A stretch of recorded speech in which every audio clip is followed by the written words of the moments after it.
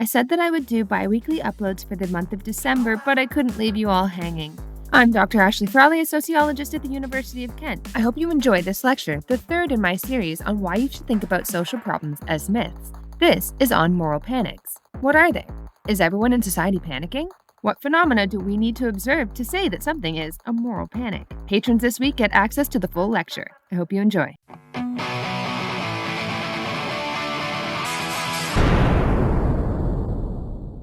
Okay, so we're going to look at another framework to help us to recognize when perhaps we may be in the midst of a panic. For a number of reasons, I want you to be very careful with this framework because it's so easy to use incorrectly. And I think whenever I get something and students use the word moral panic, it's invariably not the actual theory of moral panic. It's kind of like everybody in society is panicking. And that's not what moral panic theory is about. So we're going to go through this in detail, and there's a lot of overlap between social problem theory and moral panic theory. So if you really like this, it's okay because we will use aspects of it.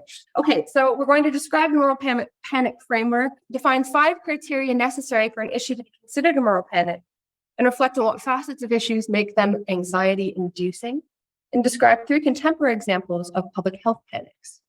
Okay, so the quintessential example of a moral panic is the satanic panic. The satanic panic started with a book published in the early 1980s called Michelle Remembers, right there. And it was based on a now discredited practice of hypnosis to discover supposedly repressed memories. But this was widely accepted at the time, and the authority of the experts really made it difficult to overturn some of this information. And in fact, the idea of repressed memory is something really common now, even in the cultural zeitgeist. And it came from this period, and it caused a ton of problems. The idea that you were actually abused, but you repressed the memory, and then you have to go and uncover the memories, caused all sorts of issues because human memory is incredibly susceptible to suggestion. And so there are all sorts of terrible, terrible stories where people were like adamant they remembered something happening, and it transpired later that it was not possible to have happened. And so it's a very important case study to remember because at the time you could not question it.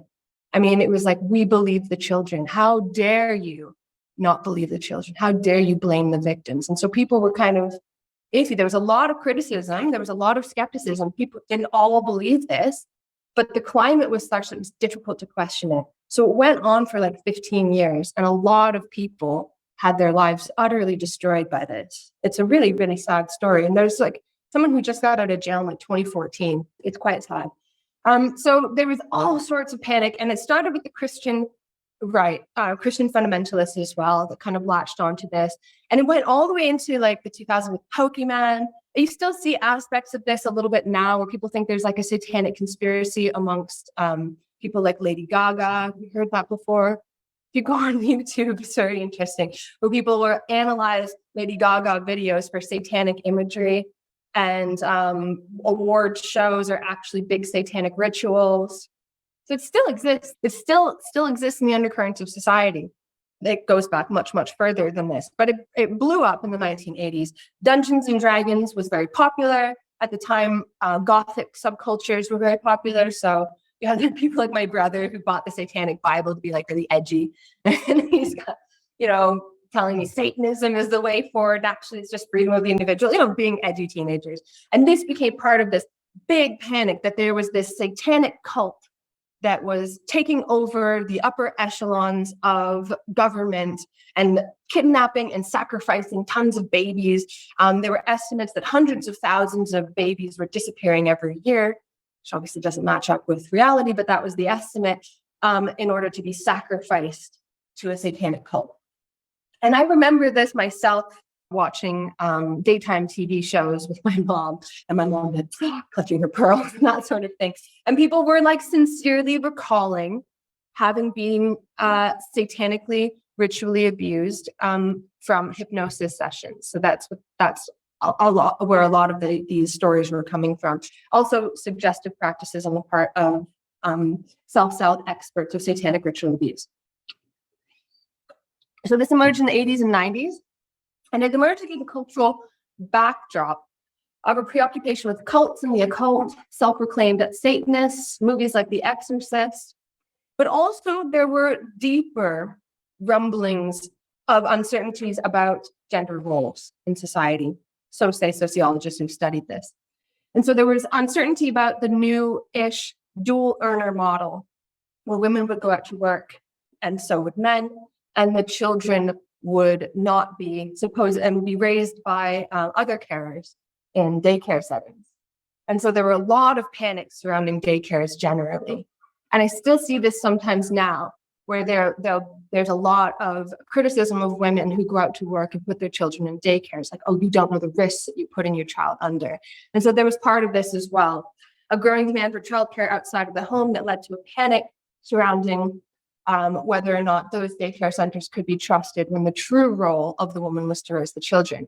And so you could see this initially in who took hold, what special interest groups took hold of these claims about satanic ritual abuse, mainly fundamentalist Christians. But then it moved to, well, it started with a professional who claimed to have discovered satanic ritual abuse and who had done the early hypnosis that led to that book. But Christian fundamentalist groups picked it up. And then you had a lot of professionals that began to be trained in recognizing satanic ritual abuse. And this is where it really exploded. You had training programs to recognize the signs. So when there was a murder, you would go and you would look for signs of the occult on the murder scene and things like that. And so the police start looking for any element of like child sacrifice. There was a child who unfortunately was attacked by a dog. Her parents found her, rushed her to the hospital, and unfortunately she passed away. And the police came and investigated the parents and found supposedly occult books on their bookshelf, and then developed this whole story about how they had actually ritually sacrificed their daughter. And those parents went to jail. Another example is Amanda Knox. The lead investigator in Italy was trained in recognizing satanic ritual abuse, and he had a history of doing that. He always was saying, oh, this was an example. And that was the original theory of the crime, that she had been killed, that Meredith Kircher had been killed in the midst of a satanic sex ritual. And they had toned it down over time because it's crazy. But that was the first theory. So this idea spread all around the world. And the interesting thing is that it takes time to cross linguistic divides. So it was big in America. And then you had groups, American experts who then developed training programs for British experts. So then it jumped the ocean and came to the UK. But it took a really long time for people to go back to their home countries and translate those claims into Italian. So that's why it was 2007 that you had an Italian prosecutor, long after the satanic panic had died down, it pops up in Italy. Because it takes time. This is diffusion of social problems. Training of people in recognizing satanic ritual abuse was a massive part of the proliferation of claims. So people started to believe that if you had problems, it was down to either being satanically, ritually abused when you were a child and having repressed the memory, or just being abused as a child and having repressed the memory. And so lots of psychologists were trained to look for this specifically. And this caused issues as well because they weren't looking for other potential causes of issues that people might have. So as I said, it kicked off with a book called Michelle Remembers, which was written by psychologist Lawrence Kasner and his wife, Michelle Smith. So they later married after these hypnosis sessions. And so they did these hypnotic regressions in which she recounts horrific childhood abuse at the hands of the Church of Satan. It became a bestseller, even though it was almost immediately debunked.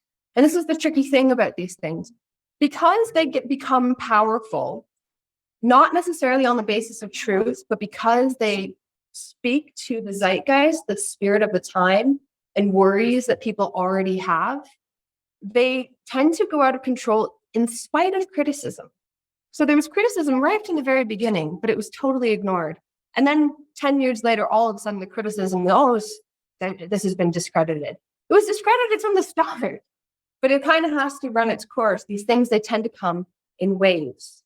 they tend to be very volatile. They come and everyone kind of like expresses their frustration through the medium of this issue, and then it recedes. And it can come again. I've seen a few times where, well, you are kind of aware of it, so it's kind of bubbling back up into the zeitgeist. It can come again. So it sparked allegations of satanic ritual abuse across North America, particularly in childcare settings, which were already experiencing a panic about sexual abuse. So professionals who were trained in recognizing ritual abuse emerged almost immediately and were involved in investigating the allegations. They were later found to have coached children via coercive investigative techniques. So they had an idea in their mind already of what was going on, and with the best of intentions, use methods of interviewing that coach the children into saying things. And children, we have this cultural idea that children are the epitome of innocence and children never lie and they're like little cherubs and so on. But children also have a very strong desire to please adults. And that was insufficiently recognized. And so they were saying a lot of things that we now know were just saying what the adults wanted to hear. So the allegations were extremely outlandish. For example, that abusers could fly, that they flushed them down toilets. In one daycare setting I mentioned to you last term, they claimed there were tunnels underneath the school. There were, of course, no tunnels underneath the school. So the allegations were verifiably false. But there was a strong moral imperative to believe the children nonetheless, and a cultural aversion to calling victims, especially children, liars. To appear to be questioning these stories was to call children liars, and nobody wanted to do that. And people who did were subject to a lot of criticism. And so there was and the article that I showed you last term is a good example of somebody who was being critical, but in a nice way. Like the journalist clearly didn't believe that it was quite late in the satanic panic. It was just making its way up into Canada. And they're saying, this probably didn't happen, but this person's obviously suffering. We should help this person anyway, which is probably a good way of doing it. But it can be very, very difficult to criticize something when people are panicking and people are talking a lot about the enormous and detailed suffering of victims. And so this is why it became so powerful. And it had an enormous impact. As I said, it spread around the world. And there were prominent trials and convictions. Most convictions have since been overturned. But what's interesting is that a lot of people pleaded guilty just to end the torture of the trials. And in that way, it's similar to the earlier satanic panic, which was the Salem witch trials, where a lot of people pleaded guilty to avoid the horror of being tortured anymore. And some trials lasted years, and convicted spent between 10 and 20 years in prison. Many served full sentences, and a lot of immigrants were deported upon release. So a lot of parents who had come from Mexico, for example, were deported, and they've not been allowed back into the United States, even after years of recognition that this was a panic. So by the early 1990s, the outlandishness of the claims led to growing public skepticism. So here's the interesting thing, is that it's not that the whole of the culture was convinced that this was going on. It's not that the whole of society really believed in it, but there were certain groups in society that were organized and were exerting a lot of pressure, and it made it difficult for skepticism to be expressed. And so the public kind of passively assented to it. They're like, oh, is that thing kind of happening? And when, parents would watch, their adults would watch the news, they'd be like, come on. But that was it, really. And for a panic to be a panic doesn't mean that the whole of the culture has experienced like mass delusion or something like that. Most people were actually quite critical, but that criticism didn't make an impact, which is interesting. And we have to be careful when we talk about social issues, when we assume that because something is being panicked about in the media, that people on the ground are actually worried and panicking. So I mentioned that before, that I'm actually kind of skeptical that the whole culture of fear created by the government about COVID actually succeeded in scaring most people. Like, I personally wasn't afraid myself. Because I looked at the risk profile and I was like, I'd be pretty damn unlucky if something really bad happened to me. I'm going to be careful so that I don't hurt somebody else. I think most people kind of thought that. It made sense. But I don't think most of society was panicking. So when people make claims that, the government has damaged people's psyches, maybe some people, yeah. But I don't think the whole society needs to actually be fearful for something to be panicked. It's just that the moral thing to do was to be afraid. That's what you were supposed to express. I remember explaining, I was like, oh, it's annoying that the gyms are closed down. As I'm fine. But I understand, I'm not personally afraid of getting COVID, but I'll not go to the gym so that I don't spread it if I do get it. And I remember just being like absolutely trashed online for saying that. And I was like, why? And I realized because I said I wasn't afraid, but you weren't at that point, you were supposed to be fearful, which I thought was a bit weird. So it's not that people actually are fearful or panicking in society. It's some groups in society have organized to such an extent that they're able to at least get passive assent on the part of populations, that people don't feel compelled to organize against it. Because something like this, no one's gonna be like, a group of concerned Satanists. Like, no one's going to organize an opposition. They're just going to say, yeah, I mean, bad people are bad. So yeah, do something about that. That's it. And then something like this can carry on. So why do we need to understand this? Obviously, understanding the past avoids its repetition, but it also illustrates a number of key aspects of moral panics that are not frequently appreciated. It played on extant cultural preoccupations and allowed for the expression of certain fears in society that could not be expressed in other ways. So it was not socially acceptable for Christian fundamentalists to outright, although they did, to outright criticize women for neglecting their duties as housewives and as primary caregivers of children. They did do that, but the media didn't repeat their claims. It just stayed in their own circles. But through the medium of satanic ritual abuse, these claims acquired more impact and they spread more widely, and now keep in mind, I don't think that Christian fundamentalists were like, we're going to criticize women through this like satanic narrative. No, I think the claims emerged from psychologists and they were like, yeah, see, you ladies, you put your kids in daycare and you put them in the hands of Satanists, I think they truly believed it. But why did they believe it? Because they thought that there was something wrong already. And this narrative came up and it gave them a reason for a fear they already had. So it gave voice to these uncertainties in society. And that's why it kind of spread. And of course, special interest groups were highly organized. Without organization, things usually stop. You need to have somebody organized to keep an issue in the public eye. The media are fickle. They like new things. That's why it's called the news. If a story is old, they don't want to hear anything more about it. So if you want to talk to the media about an issue that you care about, and it was in the news last week, it's too late. And you can pitch an article to The Guardian. You can go and look up the email address of someone from The Guardian. You can say, hey, this thing was in the news last week, and I've got, I really want to say this about it. And they'll be like, yeah, that was last week. So what you have to do is to say, I've got this new angle on it because this new thing happened that gives it new importance. You have to consciously do that to convince an editor that it warrants being reported again. Human beings have to do that. Reality doesn't just speak to an editor that, oh yes, this is a big issue. Human beings have to organize and put forward ideas, and they have to have an interest in keeping the story alive, which is why I was very skeptical about Partygate, because the media focused on that for like a month and a half. I think I was talking about it in December. Like, that's a bit weird. Media don't focus on things that long. So I knew somebody was coordinating to keep the issue alive. New information was found. New pictures emerged. What?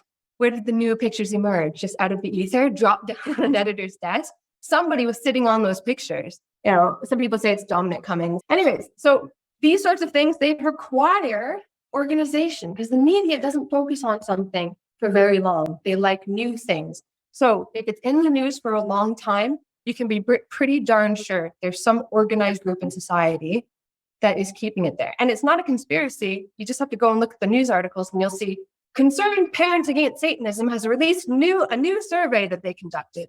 That's one way of keeping the issue in the public eye. Okay, so the public are not necessarily duped en masse. They may actually even be skeptical. And that there's a thin line between myths, rumors, urban legends, and social problems. There were aspects of the Satanic Panic that involved blood libel against Jews going back to the 9th century. And so that's an old myth, or actually an old aspect of folklore generally that gets repeated through supposedly scientific data about a new form, a new psychological technique for undercovering past trauma. So moral panics and urban legends have a lot of overlap. So they both draw on the cultural repertoire. So the existing ideas, the collection of ideas and beliefs about what matters and what we're afraid of, and different kind of cultural fears and anxieties and beliefs and values and norms and so on.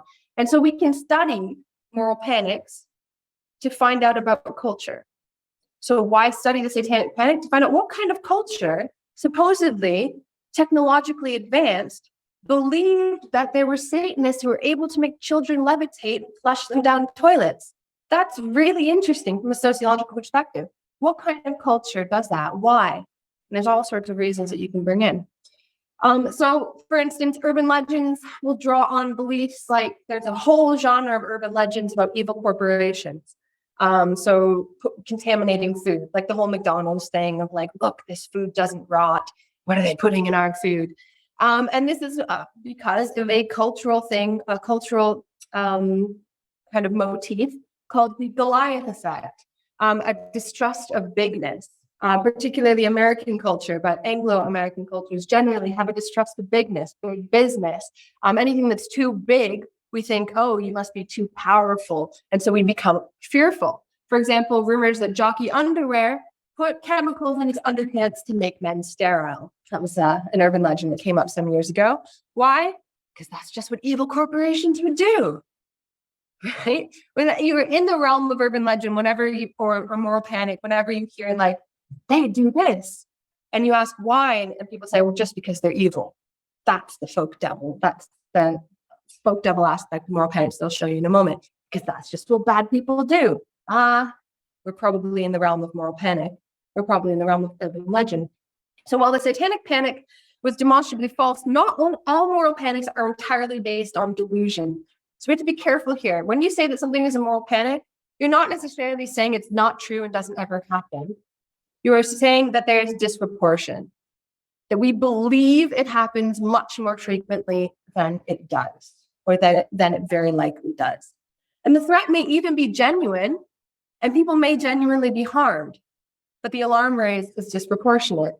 And then you might say, well, then why does it matter? Why be crotchety? Why try to be critical?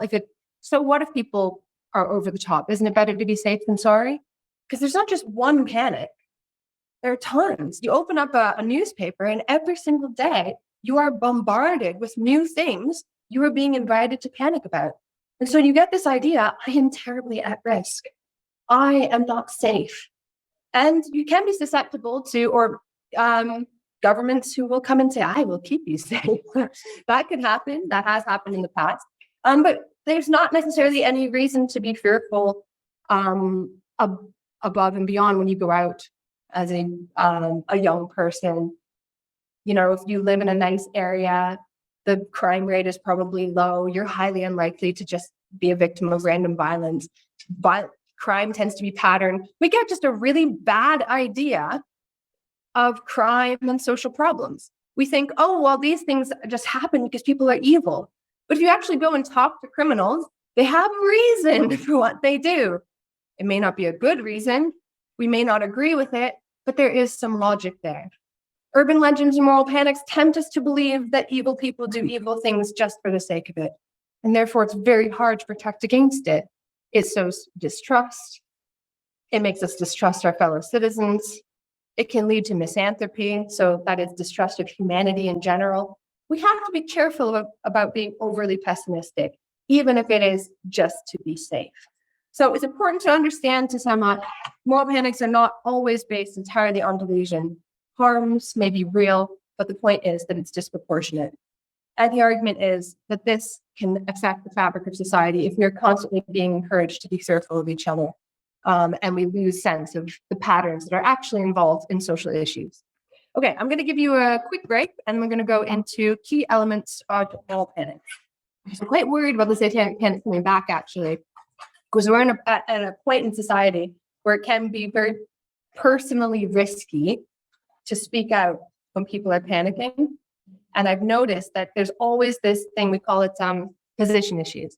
There's some things that people just always disagree about, and it's an impasse. You can't get past it. Like, well, yeah, I'm not going to say it, but there's a particular issue that everybody just disagrees on, and they will not change their mind.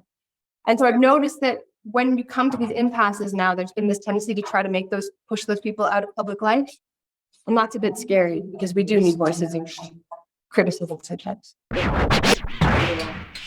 Visit patreon.com/Ashley A. Frawley for part 2.